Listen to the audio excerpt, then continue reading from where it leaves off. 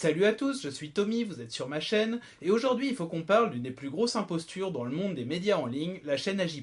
AJ+, c'est donc un média en ligne diffusé sur les réseaux sociaux, et il y a de fortes chances que vous ayez déjà vu passer une vidéo d'eux sur Twitter ou sur Facebook. C'est principalement deux types de vidéos, des vidéos carrées avec du texte et de la musique, comme ce que fait Brut ou ce que faisait BuzzFeed, et des vidéos avec une présentatrice en mode JT plus classique. C'est un média qui se présente comme inclusif, qui s'adresse aux générations connectées et ouvertes sur le monde. Éveillées, impliquées, créatives, je sais pas comment on dit, mais c'est pas grave, pour AJ+, le point inclusif c'est important. Sur le fond, les vidéos d'AJ+, qui tournent le plus, c'est principalement des vidéos qui dénoncent les oppressions spécifiques dont seraient victimes certaines minorités ou catégories dominées, et qui présentent ces oppressions comme systémiques, à savoir n'étant pas le fait de quelques individus isolés, mais étant générés et encouragés par les institutions.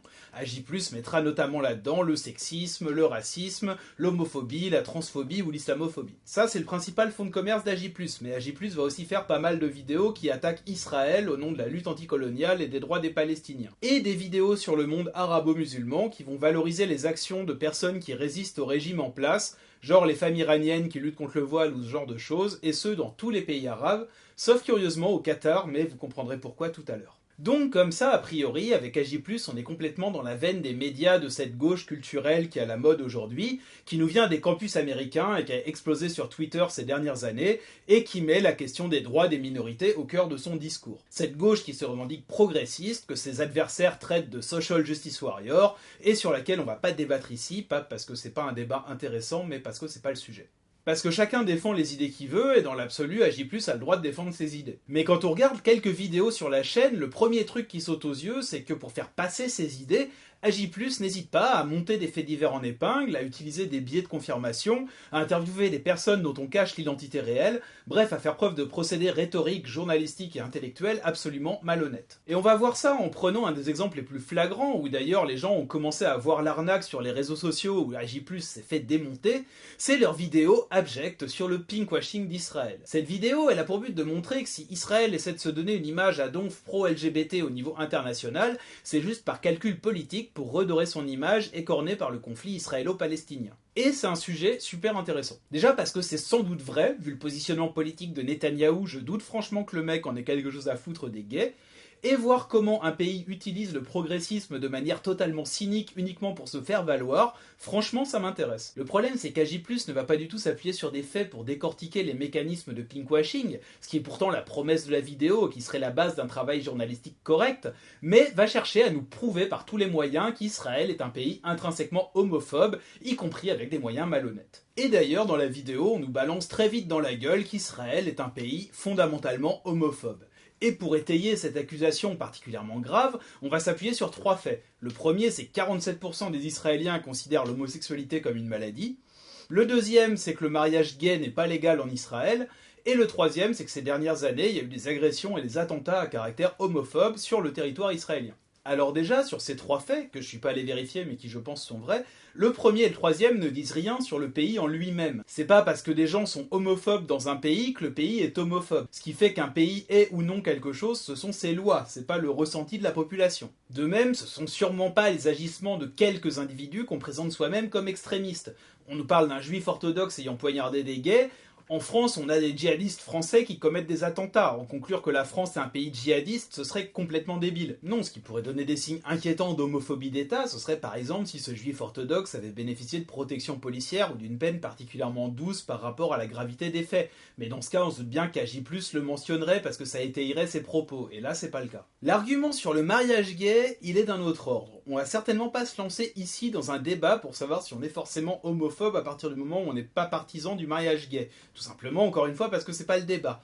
Mais ce qu'il importe de comprendre pour saisir la limite de l'argument, c'est que caractériser le rapport d'un État à ses minorités, c'est pas forcément pertinent dans l'absolu. Il faut le faire par rapport à un contexte, de manière relative. Israël, c'est un pays du Moyen-Orient, et si on prend en compte cette région particulière du monde, il faut bien admettre que Israël est le seul pays qui reconnaît l'homosexualité, un des rares qui ne la punit pas, en sachant que dans certains, l'homosexualité est carrément punie par la peine de mort. Selon nos standards occidentaux, Israël, c'est pas forcément le pays le plus progressiste pour les gays, mais dans sa région du monde, c'est carrément ce qui se fait de mieux, donc on peut reprocher plein de choses à Israël, mais l'accuser d'homophobie parce que le mariage gay n'existe pas, c'est peut-être légèrement abusé. Surtout que je vous ai pas dit, mais dans la vidéo d'Agi+, cet argument est utilisé pour dire que Israël n'a pas de leçon à donner à l'Iran sur les droits des homosexuels, sachant que la vidéo est bien obligée de préciser qu'en Iran, les personnes homosexuelles sont pendues. Netanyahou ne cesse de répéter que l'Iran pend les homosexuels, alors qu'Israël est une démocratie. Et juste après, Agi+ va être même obligé de reconnaître que Tel Aviv est la ville la plus tolérante du Moyen-Orient concernant les droits des homosexuels,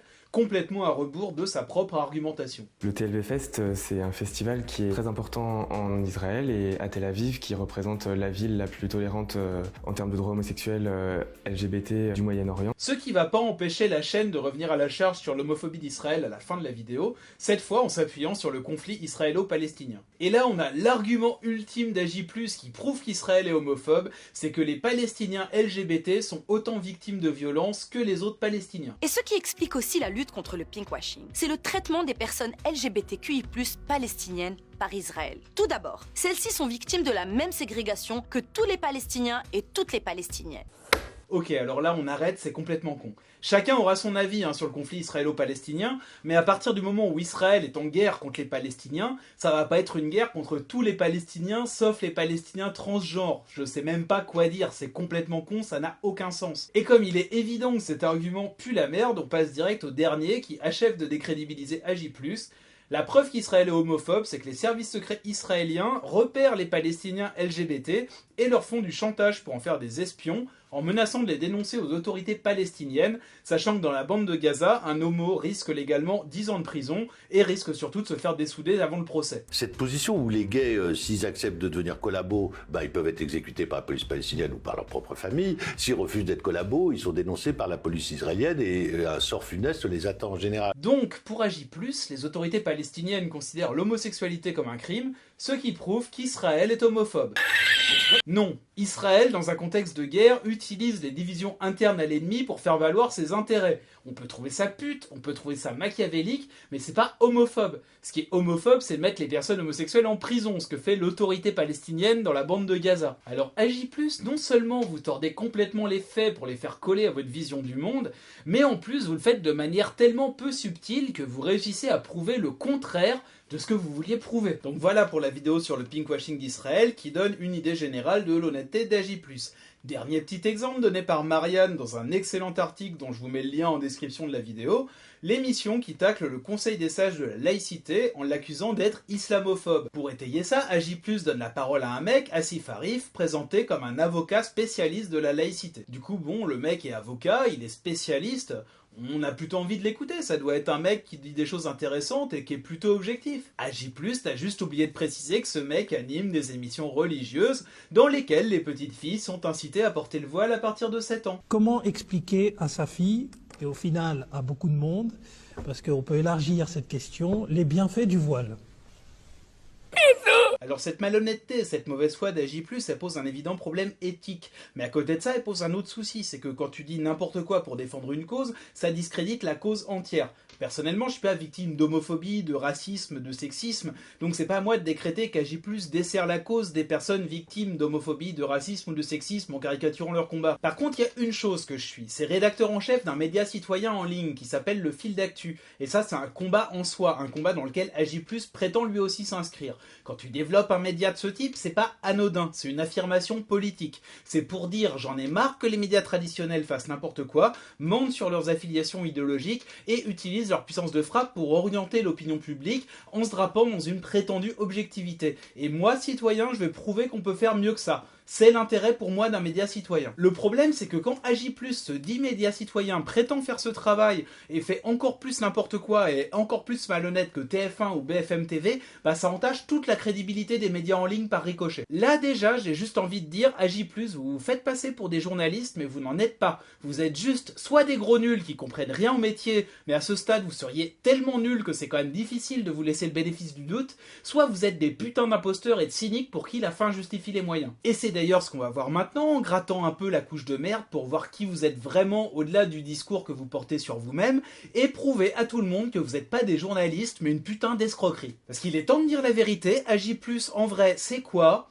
Bah c'est tout simplement le nom pris par la chaîne qatari Al Jazeera pour émettre sur les réseaux sociaux en France. Ils ont juste changé leur logo, pris un acronyme et c'est tout. Pour ceux qui connaissent pas, Al Jazeera c'est donc une chaîne basée au Qatar, fondée par l'émir du Qatar en personne et propriété exclusive de l'État du Qatar. Une chaîne qui s'est fait connaître chez nous après le 11 septembre 2001 parce qu'elle servait notamment de canal quasi direct de propagande à Al-Qaïda, qui a donné la parole à des talibans et qui a diffusé dans tout le monde arabe les discours d'Oussama Ben Laden. Et plus généralement, Al Jazeera c'est surtout un instrument essentiel du soft power qatari dans le monde arabo-musulman, puisqu'elle permet de diffuser dans tout le monde arabo-musulman les positions du Qatar et la culture du Qatar. Et d'ailleurs, AJ+ France n'émet pas depuis la France, toute la rédaction est basée à Doha, la capitale du Qatar, et rien de ce qui est diffusé n'échappe à la surveillance de la famille royale qatari ou de l'État qatari, dans le cas présent c'est plus ou moins la même chose, et c'est pour ça que vous n'entendrez jamais AJ+ critiquer le Qatar. Pourtant le Qatar, niveau progressisme, inclusivité, c'est pas trop ça, hein. On rappelle qu'on parle d'une monarchie absolue de droit divin, où la famille royale se confond absolument avec les structures de l'État, un pays où l'adultère est puni de 100 coups de fouet, où une femme peut être condamnée à de la prison ferme pour s'être faite violer, où l'homosexualité est punie de mort pour les musulmans, où les travailleurs immigrés sont traités comme des esclaves, et où la religion d'État est l'islam wahhabite. C'est-à-dire en gros un islam qui revendique le retour à la pureté des origines, et qui considère que les gens qui n'ont pas une lecture littéraliste du Coran sont tous des putains d'infidèles. En gros, la même vision religieuse que celle des djihadistes, si ce n'est que pour le wahhabisme qatari, les individus n'ont aucune légitimité à décréter la guerre aux infidèles, et donc le terrorisme façon Daesh n'est pas toléré puisque seules les autorités légitimes sont à même d'agir contre les infidèles et d'appeler au djihad. Ce qui n'empêche pas que le Qatar est, on va dire, très fortement soupçonné d'avoir financé Daesh, alors pas directement l'État qatari, mais disons des familles qataries influentes auraient financé Daesh, et l'État du Qatar aurait fermé les yeux de manière extrêmement bienveillante sur ces financements. Donc là déjà, j'ai envie de dire, ce pays qui vient nous donner des leçons de progrès et de tolérance, c'est une putain de blague. Venir nous faire le coup des droits des LGBT alors que chez vous, un musulman homosexuel risque la peine de mort, juste allez bien vous faire foutre le Qatar. Ensuite, AJ+, pareil, votre étiquette de média citoyen, inclusif, tout ça, vous la collez où je pense. Vous n'êtes pas un média citoyen, vous n'êtes pas éveillé, inclusif, impliqué ou quoi que ce soit, vous êtes juste une putain d'officine de propagande basée dans un pays étranger, payé par un pays étranger, pays qui a fermé les yeux sur le financement d'organisations terroristes qui ont frappé mon pays. Vous n'êtes pas juste des journalistes de merde comme on pouvait le penser au départ, vous êtes des fils de pute interstellaires. Cette précision salutaire ayant été effectuée, maintenant la question qu'il faut se poser c'est pourquoi ? Pas pourquoi les mecs d'AJ+ sont des fils de pute, mais pourquoi une chaîne contrôlée par l'émir du Qatar en personne va tenir chez nous un discours politique en totale opposition avec la politique menée par le Qatar. Parce qu'à moins que le mec soit complètement schizophrène, et ça n'a pas l'air d'être le cas, il y a forcément une logique à tout ça. Un pays qui se finance des médias à l'étranger pour accroître son influence, c'est quelque chose d'assez classique. En France, on a ça par exemple avec RT, la chaîne russe. RT défend les intérêts de la Russie, cherche à donner une bonne image de Poutine et de sa politique, et défend les idées en vigueur en Russie en les adaptant à la situation politique française. C'est une propagande assez classique. Mais là, un pays qui gère un média qui est pas là pour faire la promo du pays, mais au contraire pour promouvoir une idéologie radicalement contraire à celle en vigueur dans le pays en question, pourquoi ? Alors jusqu'ici, dans cette vidéo, j'ai présenté des faits. À partir de maintenant, comme je suis pas dans la tête des mecs, on rentre dans le domaine de l'hypothèse. Donc là, je vais vous donner mes hypothèses, mais évidemment, je peux me planter dans mon analyse, et au final, c'est à chacun de vous de se faire sa propre idée. Sur certains sujets, le but d'AJ+ me semble assez évident. Déjà sur Israël. Israël, c'est l'ennemi absolu dans le monde arabo-musulman, et tous les moyens vont être bons pour l'affaiblir. En Occident, AJ+ va donc chercher à dégrader l'image d'Israël, en adaptant son argumentaire à ce que le public Twitter veut entendre, et en sapant l'image qu'Israël essaie de se construire. Effectivement, Israël développe une image gay-friendly, on va essayer de prouver le contraire, c'est basique. Alors concernant les vidéos qui valorisent les actions des populations face aux États autres que le Qatar du monde arabo-musulman, c'est aussi simple à comprendre à partir du moment où on sait que tous les pays de la région sont plus ou moins en conflit pour prendre le leadership sur cet espace en termes économiques et politiques évidemment, mais aussi en termes culturels et religieux à prendre au sens de définition d'une orthodoxie musulmane. Pour plus de détails, je vous renvoie aux vidéos de Tatiana Ventos sur le sujet. Du coup, AJ+ tape tout simplement sur tous les rivaux du Qatar, tout en essayant de capter la sympathie de ceux qui, dans ces pays, résistent au régime en place, même si ces personnes n'ont aucun rapport avec le Qatar, et même si le Qatar aurait des comportements tout aussi dégueulasses que les régimes dénoncés à leur place. Il suffit de regarder rien que sur les dernières semaines, si on épluche la playlist d'Agi+, on a une vidéo qui accuse la bourgeoisie koweïtienne de traiter les migrants comme des esclaves, une vidéo qui explique que l'Algérie est un pays raciste, une qui explique que l'Égypte est tellement sexiste que les femmes sont obligées de s'habiller en homme pour pas se faire emmerder dans la rue. Forcément, en Égypte, le Qatar soutenait les frères musulmans qui se sont fait dégager du pouvoir par le régime actuel, donc tu m'étonnes qu'entre l'Égypte et le Qatar, ce soit pas la grande convivialité. On a bien sûr l'Iran, le traditionnel ennemi chiite, qui est un pays tellement arriéré que les femmes sont obligées de porter le voile, genre pas au Qatar.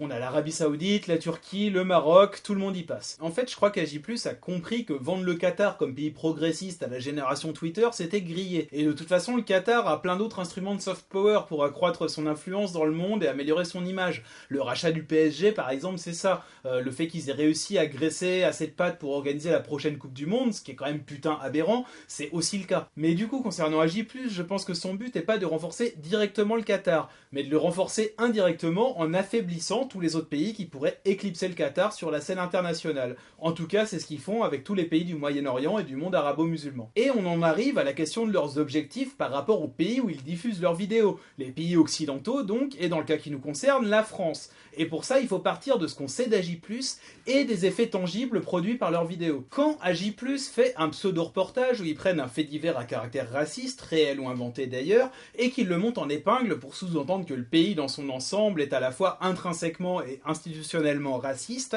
ça produit deux effets. Le premier, c'est que cette vidéo, Twitter aidant, va nous pousser à nous engueuler entre nous. C'est le truc classique de Twitter. Quelqu'un qui a été choqué par ce que montre la vidéo d'Agi+, va partager la vidéo. Genre une vidéo qui dit que l'équipe de France est raciste. Là, quelqu'un qui est sans doute d'accord pour dire que le racisme c'est mal, mais qui voit pas en quoi l'équipe de France est raciste, va répondre « je suis pas d'accord ». Et sur ce premier niveau de contradiction, des gens avec des positions de plus en plus caricaturales vont venir se greffer. Rapidement, il y a des chances que la personne pas d'accord se prenne dans la gueule que si elle trouve pas que l'équipe de France est raciste, bah c'est qu'elle est sans doute elle-même raciste. Là, quelqu'un va intervenir pour défendre la deuxième personne et insulter la troisième au passage, et ainsi de suite, jusqu'à ce que ça se termine en clash entre Ragondin colérique, youtubeur dissident, et random SJW à cheveux bleus numéro 360. En sachant bien sûr que pendant ce temps-là, tout ce dialogue de sources sera fait autour de la vidéo d'Agi+, que du coup d'autres gens la verront, que d'autres gens la partageront, et que plein d'autres gens sur Twitter se prendront la gueule exactement de la même façon. Et encore, là on parle de grosses dissensions politiques, mais Agi+ est super fort pour construire des clivages là où il n'y en a pas. Par exemple, chez Agi+, être féministe c'est bien. Mais attention, si t'es féministe et que t'es une personne blanche, il y a de fortes chances que tu sois islamophobe. Le féminisme blanc, tel que défini par Ruth Frankenberg, féministe et professeur spécialisé en études de la blanchitude, est un féminisme qui exclut les femmes de couleur, les femmes pauvres, les femmes de la communauté LGBTQI+, et les femmes en situation de handicap, et qui se concentre sur les femmes blanches, de classe moyenne ou supérieure, hétérosexuelles et valides. Être un putain de hippie, pareil, logiquement, vu le logiciel d'Agi+, ça devrait être bien, les hippies sont tolérants. Bah ouais, mais si tu joues du djembé ou que t'as des dreadlocks alors que t'es blanc, bah c'est de l'appropriation culturelle. Du coup t'es raciste, man. C'est une spoliation, c'est un abus de pouvoir, c'est une continuation de la colonisation par d'autres moyens. T'es gay et tu défends les droits des LGBT. Attention, faut plus que tu dises LGBT maintenant, parce que si tu fais ça, tu invisibilises certaines catégories opprimées. Maintenant, il faut dire LGBTQQIP2SAA. Pourquoi? Tu oses poser la question? Bah c'est évident, si tu le sais pas, c'est sans doute que t'es LGBTQQIP2SAA-phobe. Certes, ces lettres sont loin de représenter toutes les communautés qui existent. Non, Agi+ va très loin dans la division en petites cases et l'opposition de ces petites cases entre elles. Et vous, à quelle communauté appartenez-vous? Et les vidéos d'Agi+ ont un deuxième effet qui se coule, moins évident mais tout aussi pervers. Parce que quand Agi+ parle du monde arabe, c'est souvent pour nous montrer la puissance des peuples face aux tyrans, alors que quand Agi+ parle de la France, ou plus généralement de l'Occident, on nous montre un système qui écrase les minorités, mais on ne nous montre jamais les résistances à ce système. Le sexisme, l'homophobie, toutes les oppressions que tu veux, c'est comme ça te pèse sur la gueule, tu es tout seul en face et tu ne peux rien y faire. On ne nous montre jamais de citoyens qui se bougent pour faire reculer concrètement ces oppressions, On nous dit jamais comment faire face à ces oppressions, on se contente de se plaindre qu'il y a des oppressions partout. Et ça, c'est complètement démoralisant. Ça ne donne pas envie de se battre pour améliorer les choses. Ça donne juste envie de s'enfermer dans un rôle de victime, de rester chez soi à pleurer en PLS et de juste poster des tweets pour se plaindre que le monde est méchant. Regardez AJ+, et vous aurez envie de vous pendre et de haïr vos voisins, forcément racistes, homophobes, grossophobes et responsables de tous vos malheurs. Et en fait, mais encore une fois c'est que mon avis, je pense que c'est exactement le but poursuivi par les personnes qui financent AJ+.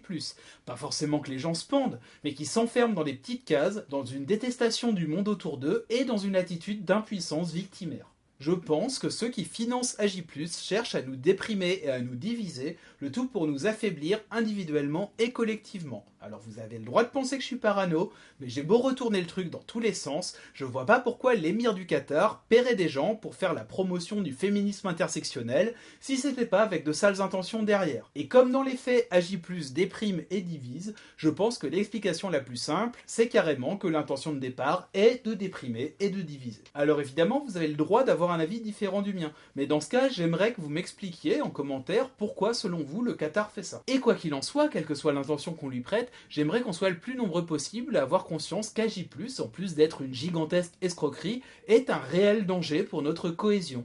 Et que quand l'un d'entre nous partage une vidéo d'AJ+, d'une certaine manière, il fait ce que l'émir du Qatar attend de lui. Alors, je vais pas vous dire de ne plus partager les vidéos d'AJ+, vous êtes des personnes responsables, vous savez ce que vous avez à faire, mais je voulais vous mettre en garde face à ce problème et vous donner un maximum d'informations dessus. J'espère que cette vidéo aura été utile au moins pour ça. Si c'est le cas, n'hésitez pas à la partager auprès d'autres personnes et à me lâcher un pouce bleu et un commentaire. Ça fait pas juste plaisir, ça améliore le référencement et ça augmente les chances qu'un maximum de monde voit cette vidéo. Pensez aussi à vous abonner à la chaîne pour ne rater aucune de mes prochaines publications. On se retrouve très vite pour parler d'autres choses. D'ici là, portez-vous bien, force et honneur.